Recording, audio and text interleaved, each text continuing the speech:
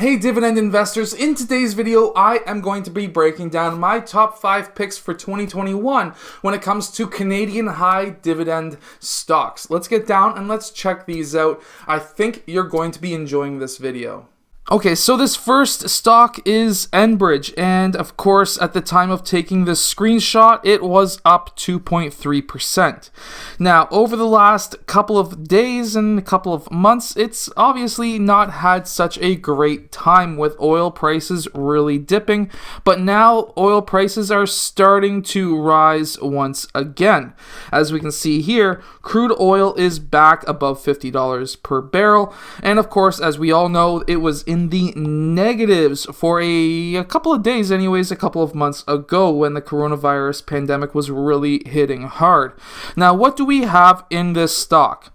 Of course, it does pay a dividend every quarter. It does not pay every month. From there, what we do see is the volume, and it does have some pretty good volume. Why is volume important? Is because, of course, it's easier to get out of it when you want to sell. From there, how much is the dividend? Well, the forward-looking dividend and yield is currently at 8%, which is huge.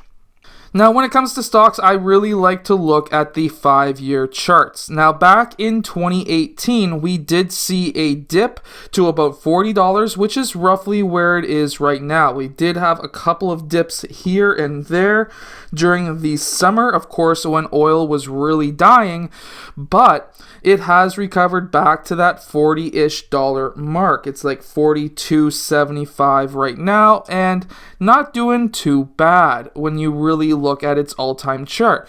Will it return back up into the $55 to $57 range? That's really hard to guess right now. However, what I think is going to happen, at least in the first half of 2021, is hard-hit companies that have not fully recovered yet, like Enbridge, the Canadian banks, American banks in some cases, and of course, other companies that have not fully recovered as of yet. I personally think that these will have a bit of a run the first half of this year, in my own personal opinion. Usually what happens is when a big stock like Apple and Google, they run like crazy and other stocks don't.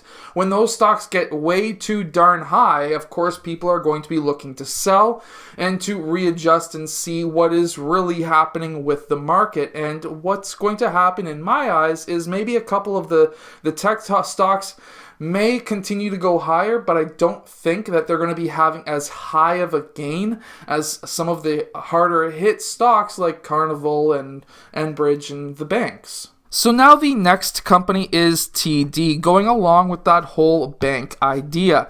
Now, when oil goes up, the Canadian banks generally follow because a lot of our economy is based on oil, at least historically. And from there, they do again pay a quarterly dividend, and right now their dividend is at 4.25% as of the time of this video. Anyways, but at 4.25%, I personally think it's safe. Just like any of the other banks in Canada, companies like TD, CIBC, National Bank, they have all paid dividends and never stopped paying a dividend and never lowered their dividend for over 100 years. Does that mean that they'll ever lower their dividend? Who knows? I'm taking Laurentian Bank out of the equation because they do not count. They are not one of the top 5 banks in Canada. When it comes to volume, again, massive volume, 11 million shares per day average is huge.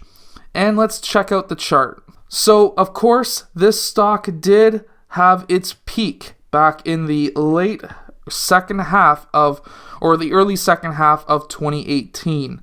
From there, it sort of hovered roughly around that $75 mark until it absolutely died because of the pandemic. Now, if you were lucky enough like myself to get a lot of shares there, then you are set for a while. But as of right now, is this a good share or a good company to get into? Yes. There's going to be massive recoveries. There's been tons of stories where all of the banks have been absolutely killing it when it comes to making money from the pandemic because, and this goes for pretty much any of the Canadian banks, especially the ones that are in the States like TD. And this is because when TD makes or gets money in from the government when it comes to the CERB in Canada or the stimulus in the States, they actually charge a fee to receive that money. And at least in the States, when it came to the stimulus, they made millions of dollars on just receiving that money for their clients. And when things like that, let's just look at it this way. Banks, no matter what, they are going to do well. It's just the fact that they are made to make money. That is their business, is to make money off of money. So even though they're putting on hold their mortgage payments for some people, they're putting car payments on hold for some people, you have to remember that those payments that are on hold are still accruing interest. So they're still making money, and they're making more money in the future as well. So that's why I like all the Canadian banks right now. So of course the story still goes the same when it comes from TD all the way into CIBC. Now I really like CIBC because they do have a higher dividend. They're 5.25%. One of the things that I really love about CIBC is the fact that with CIBC, at least for a while, they were upping their dividend every quarter and every 2 quarters sometimes. So now it's come down to every 2 quarters, and lately I don't think they're going to be probably raising it for at least another couple of quarters because of the coronavirus pandemic. But again, they are going to be making money hand over fist because of the pandemic, because again, for the same reasons as TD. They have not as high of a volume. They're at 1.6 million shares per day, but still very fluid stock. When it comes to their 5-year chart, they did top out a few times and they did pull back multiple times. Does this mean that from this acceleration, will it pull back? Possibly, but I really don't think so. If you really start putting these lines together, they are pretty well in line, and I think it's going to have a little bit more to run in the future. Will it get back up to over $120 per share? Most likely. I really doubt that they would top out there again. I think it's going to continue to run for a very long time. This was here because the banks in Canada, there was, in my opinion, a small, short beginning of a recession in this time, and nobody was really paying attention to it. Interest rates were going up, and there was more and more people losing jobs, and then the coronavirus pandemic hit, which is why I don't think the Canadian market is going to be fantastic when it comes to job recovery. But when it comes to stock recovery, I think that this year, because like what I was mentioning with Enbridge, a lot of the harder hit stocks like the Canadian markets really is going to be able to recover quite quickly this year. Now, National Bank of Canada is another one of the top banks, and it is a lower percentage versus the others I've mentioned. They are 3.9%, not necessarily classified in my mind as a high stock pick or high dividend stock pick, but they have done extremely well over the last couple of years. I bought them way back when they were $50 a share, and even $45, and I think I got some in the 30-something range way back. And it's just been every time they dip, I just buy and buy. They raise their dividend, and once we get to the chart, you'll see why. Their volume is quite low at 750,000 shares per day, but still quarterly dividend, and again, over 100 years of paying a dividend. The 5-year chart is fantastic. This is when I was picking up a lot of their shares. They were having a lot of issues when it came to loans, and I thought, well, there is no way that they're going to be going bankrupt, and everyone said they were. And of course, they rocketed up, and now they slightly recovered back up, and then they started really accelerating just before the actual pandemic, and that's why they absolutely fell off a cliff.